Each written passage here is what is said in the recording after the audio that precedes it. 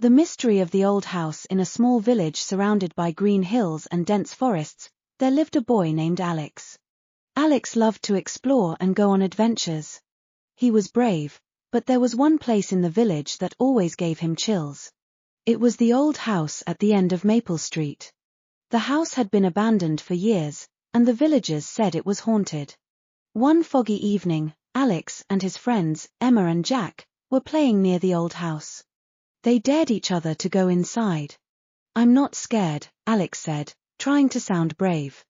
But deep down, he felt a knot in his stomach. His friends agreed to go with him. They approached the old house slowly. The windows were broken, and the door creaked open with a loud groan.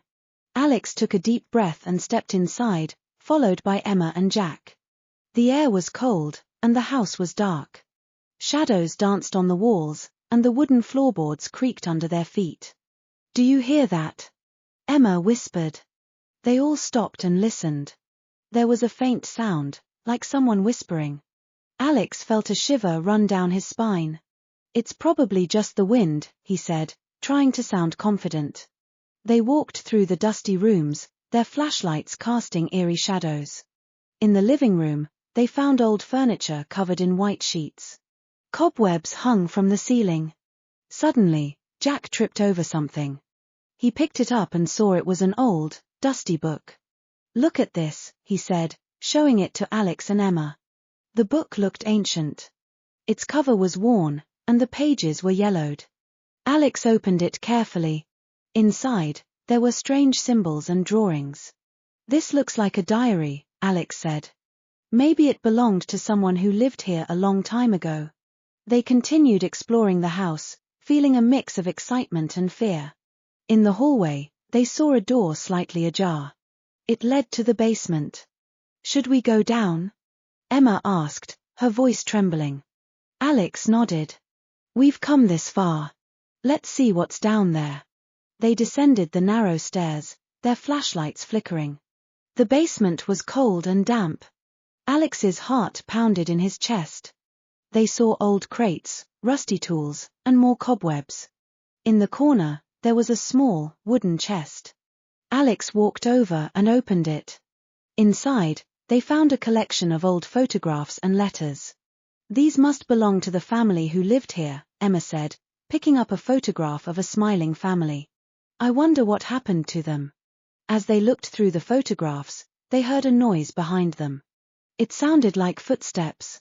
They turned around, their hearts racing, but saw nothing. "We should get out of here," Jack said, his voice shaky. Alex nodded.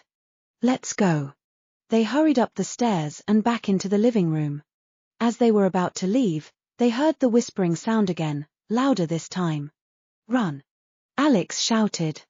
They dashed out of the house and didn't stop until they were back at Alex's house. They sat in Alex's room, catching their breath. "That was so scary," Emma said. "But also kind of exciting," Jack added. Alex agreed. "There's something strange about that house. We need to find out more."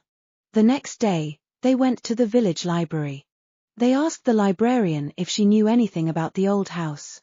She showed them an old newspaper article. "This house belonged to the Smith family," she said. "They disappeared mysteriously many years ago." Alex, Emma, and Jack read the article. It said that the Smith family vanished one night, leaving everything behind. No one knew what happened to them. "Maybe the diary and the photographs we found can give us some clues," Alex said.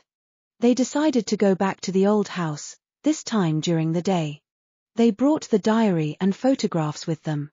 As they examined the diary, they found entries that talked about strange noises and shadows in the house. The last entry was especially eerie. It said, "We must leave tonight. There is something in this house. We are not alone." Alex felt a chill run down his spine.